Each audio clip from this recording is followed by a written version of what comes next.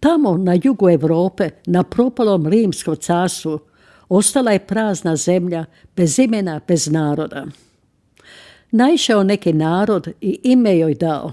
300 godina trajalo je i onda sve nestalo. Ime joj je bilo Hrvatska. Zaboravi narod ime, pa davno je to bilo.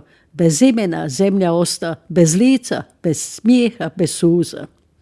I dođe stranac u zemlju i vidi samo duše, bez lica, bez boja, bez obilježja, bez ičega svojega. I proglasi se kraljem, carom i bilo čim, te zavlada zemljom bezimenom, a narod uvijek isti, bez lica, bez snage, bez obilježja. I trajalo je tako stotinama godina, a lica se više blijede, oči nema, usta nema, sve pade u zaborav.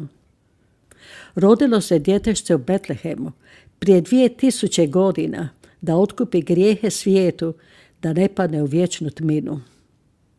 Kako grijeha ima u narodu bez obilježja, bez suza, bez smijeha, bez života, na jednom vjetar progovara: zapustili ste Hrvatsku svoju. Blijeda lica potamnjela, čak se i oči vide, da spase zemlju od tirana i od smrti kad tamo lanci ih stišću.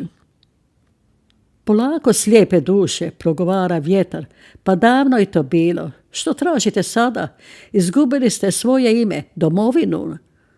Stotinama godina, oči slijepe, srce hladno, naučili se na tminu.